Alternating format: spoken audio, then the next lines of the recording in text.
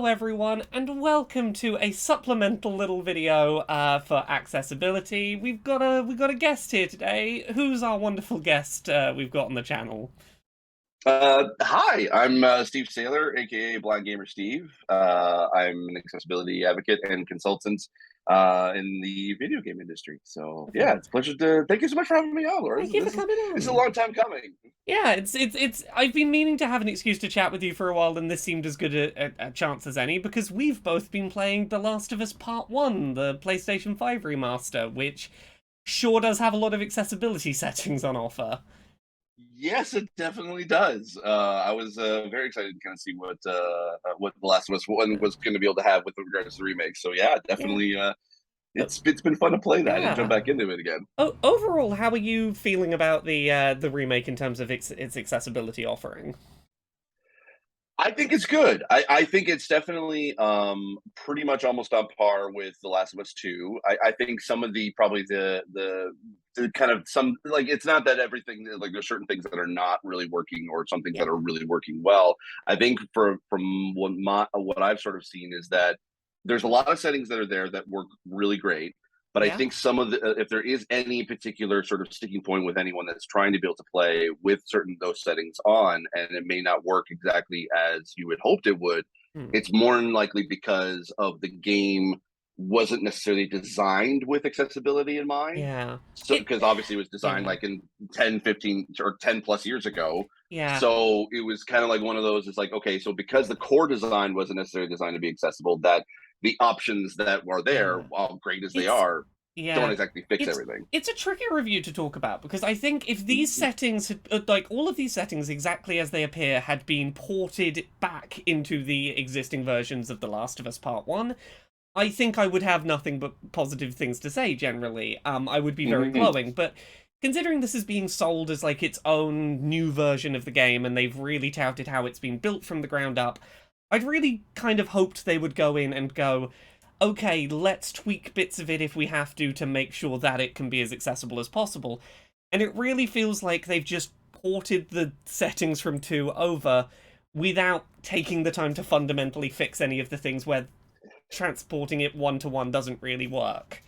Yeah, I don't even think it necessarily that it was just like porting from one to one, and then it just okay that's it. That you're good to No. go. I think I think it just really came down to it. Just like there was not much they could be able to do with at least the core design elements of the Yeah. original game, because if they want to have it like Yeah. as pretty much the exact same experience for anyone who wants to play The Last of Us One. I Yeah. think it was just because it was there was like certain aspects of like of at least some of like the stealth aspects or the combat can seem a little sticky in this Yes. as compared to say playing The Last of Us 2, which is a lot more fluid when it comes to its combat and stealth, and the Oh. accessibility definitely Yeah. helps with that. But yeah, I Yeah. think it just came down to it was an older game. They didn't design Yeah. it with accessibility in mind. However, Yeah. that being said, it is definitely one of It's the most accessible games that's out there. yeah. So It's it's yeah. already when you're competing with The Last of Us 2 as a high bar, Yeah. you're already a high enough It's above a lot of people. yeah. It's a really weird one to talk about in that like the way I've kind of landed on my review is very much this is one of the most accessible AAA video games out there. I don't mean to Hmm. suggest that like if you were to tell any AAA game developer to look at this and aim for the accessibility settings in The Last of Us Part 1 remake, they'd still be 95% of the way to where they need to be. The fact that I Yes. have criticisms is not because I think it's bad, it's because it's so close to being perfect. The shortcomings it has are really small, annoying things that I'm just like, it's frustrating that we haven't gotten over that last little hurdle.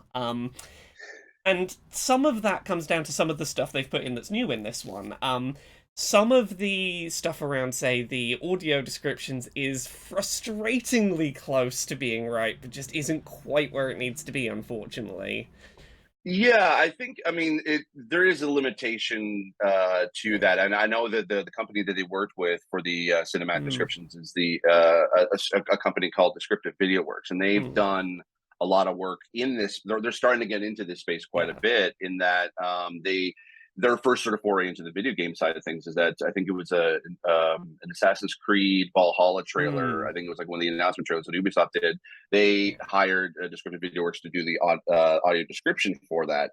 And I think that yeah, while a majority of the cinematics in the game are described, there are definitely some sort of like I guess what they call in-game cinematics that Yeah. aren't described. But So, yeah, but I think it's like that again. That's just a yeah. limitation of just the way the game It's was designed. Yeah, like I think it's undeniable that the audio descriptions that are in there are fantastic and have been Oh, very one well thousand handled. percent, yeah. It's Hmm. it's more a situation of like I think of some of the early scenes where it's like I understand you've made the choice not to audio describe this, but it's a little frustrating. Is things like the initial car ride where Joel's kid is in the back of the car. That is a scene where you are on rails, moving at a set pace, where things are going to happen exactly when they're planned. That you Hmm. think that really seems like a scene you could have audio described. The other thing that came to mind for me was I've played through most of The Last of Us Left Behind in this review period. Never Hmm. once is it mentioned in audio they're exploring an abandoned shopping center. That key piece of I scene noticed setting, that. yeah, Yes, the fact yeah. that they don't even give a few words to say this is the setting for this narrative that's kind of integral to its tone just feels like missed opportunities in what is undoubtedly a good offering that's there. It's just it feels like there's places it could have gone further. Yeah, I feel that Mm, with the cinematic descriptions, it was more of like a 1.0 than yeah. necessarily like what could have like. There's definitely potential for a lot more to be done, and because it's like I sort of see it as like yes, you're 100% agreed. There's like definitely areas where it doesn't really hit the mark on everything. But I sort of see it as like, oh, okay, so this is the first game to ever actually like do Yeah. this. It's a great, amazing Yeah. attempt. Yeah, It basically my concern with it is just that yeah, just like it would have been great to be able to have the certain other scenes that are not it's necessarily like not the main yeah. cinematics, but like in-game stuff can also be described. But I Yeah. can understand the technical I limitations that yeah. that can present. I feel the same way about this as I do the addition of sign language support to Forza Horizon 5, where it's like, it's great that someone has made an attempt to do this, and I will give credit for taking the plunge to do something that like is difficult to do in an interactive medium, while also saying it's great that you've done this, but this is not the apex of what this could be, and other developers Sure. should try it, but you should be trying to, like, in a perfect world, see if you can exceed what's been done here. This is Yeah, yeah. the main takeaway I see is that okay, like if there are definitely concerns that people have about at least the cinematic descriptions, or as you said, like the ASL BSL translation or Mm, sorry interpretation for Forza, is that it basically is to give the studios feedback on yeah. things that they could be able to improve because that helps them basically to be able to in their future projects be able to make that even better. So I can imagine that at least with more feedback for Naughty Dog I can imagine whatever their next project is, whether it's the multiplayer for Last of Us or whatever that Yeah. new IP is, that they're able to be like take what they learned and basically okay, let's expand this a little bit And, further. Because and I I know actually for a fact that at least cinematic descriptions they did mm, try to be able to have that in The Last of Us too. That was one feature yeah. that they really wanted to try to do, but just couldn't for whatever reason Yeah. that technically it just wasn't able to do it. But I'm glad that they were able to at least Yeah. include in this. But of course, it's like there's definitely ways to improve it for And sure. that's the thing that like I trust Naughty Dog to listen to a degree of feedback on this and work on it going forward because like I think there were a lot of AAA studios that would have gotten the level of praise for accessibility that The Last of Us 2 did and would have gone, that's it, job done, we are the apex.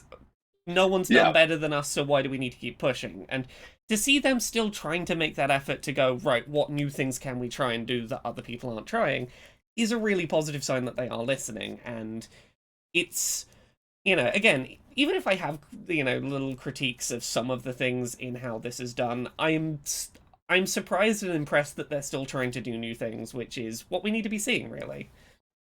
oh for sure. Like seeing that plus also I don't know. Did you get a chance to play around with the haptics dialogue Yes, I feature was in the gonna controller? ask you about the haptics dialogue. It's interesting. It was actually I was surprised actually how much I kind of enjoyed that, because obviously for deaf and hard hearing players, being able to like see the subtitles and captions is Mm, great because they can be able to at least like know what dialogue is being spoken. yeah. But to be able to feel the emotion in people's voices, or Mm, also just even the timbre and the tone of people's voices, like being able to like know, okay, it's a deeper haptics for when Joel is speaking, and a little bit lighter and more subtle when Ellie's speaking, but you know when they're saying certain words, and you can be able to tell when they're mm, emphasizing specific words. Like it was a yeah. very interesting thing, and I've yet to be able to hear whether or not like after several hours the how whether it's that's still necessarily a well like a well thought out feature for deaf and hard of hearing Yeah. players. But from what I've been able to, at least to gather, is that it's a pretty cool feature that I'm like, yeah, I Yeah. could see this being Well, like a regular feature going I forward. was I was thinking about this feature because it kind of gets over one of the problems that you sometimes have with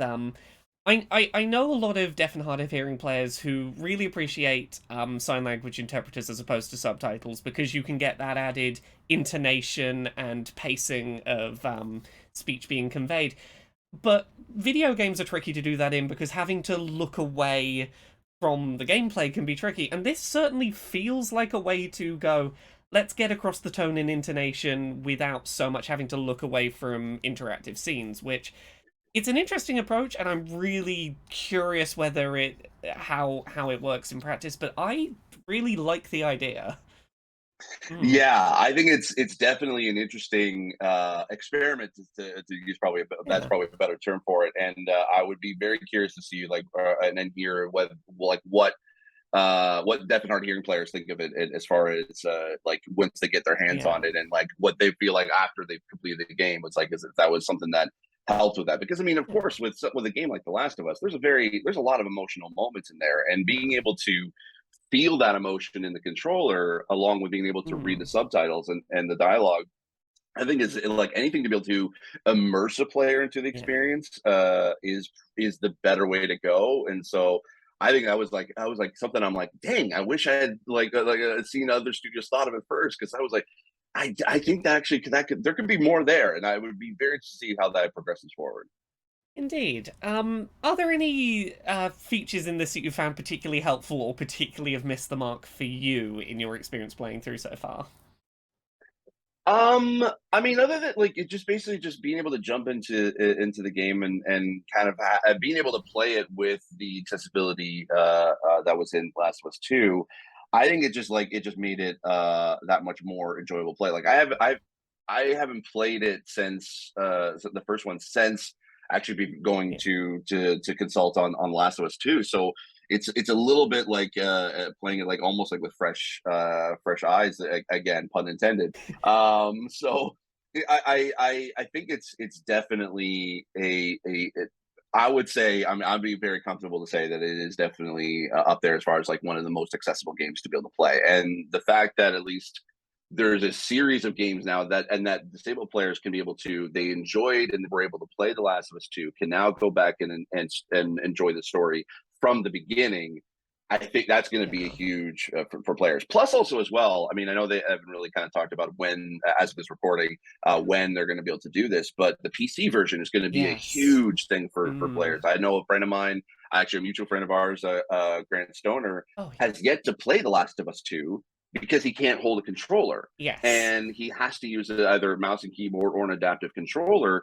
And unfortunately, adaptive controller doesn't work with PlayStation, so he has yet to be able to see what else has been saying about the accessibility. So once that comes out for PC, both for Last of Us 1 and 2, I would like it's going to open up the door for even more players to be able to enjoy the game. Yeah, it's one of the things that's made me most pleased about Sony bringing more of their stuff to PC, particularly I don't know how coincidental it is, but like a lot of the stuff that they have announced or has been coming to PC has been stuff that has some of their accessibility stuff. We've just had Spider-Man come that's got high contrast mode in it as well. We know the sequel to Mm-hmm. Spider-Man's coming. I'm like, any of the stuff that's got things like high contrast mode and that sort of robust accessibility settings offerings on PC is so much more useful. Like in an ideal world, I'd really love to see Sony just support stuff like the Xbox Adaptive Controller.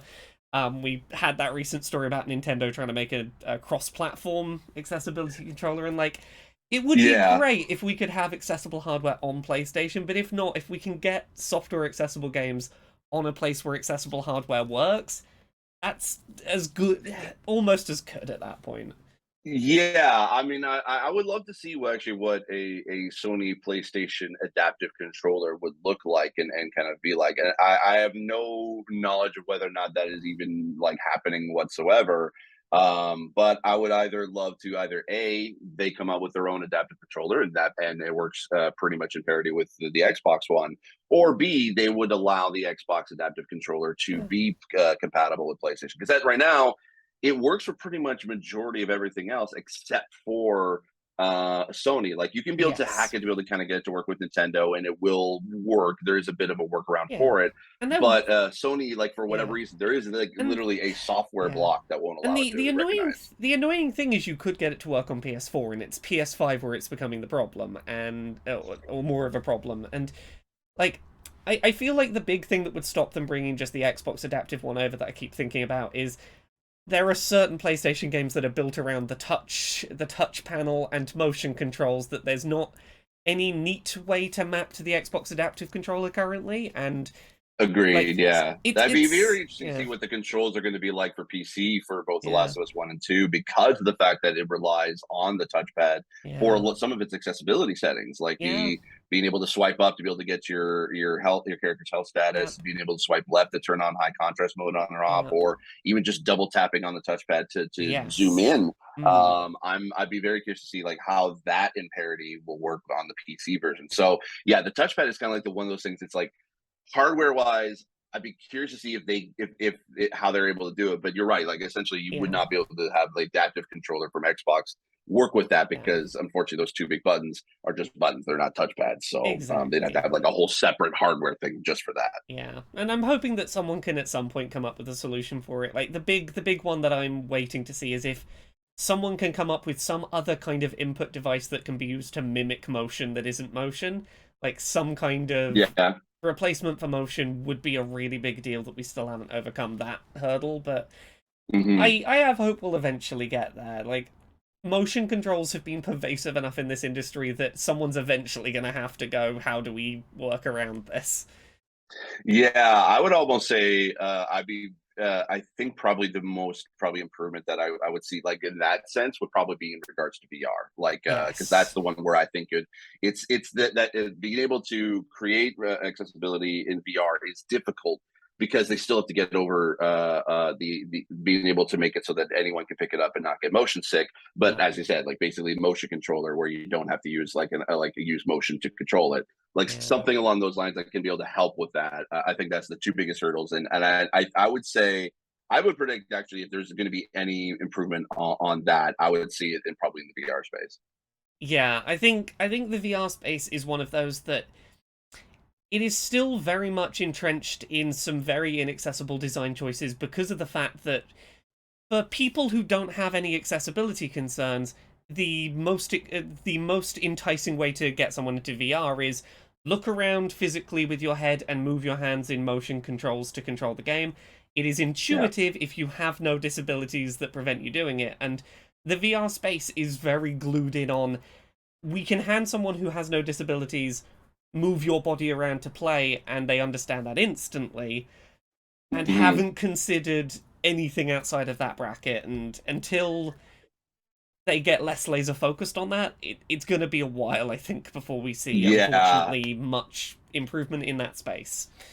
Yeah, when I first tried it in like 2017, I definitely saw the potential of it, especially for those with blind or low vision.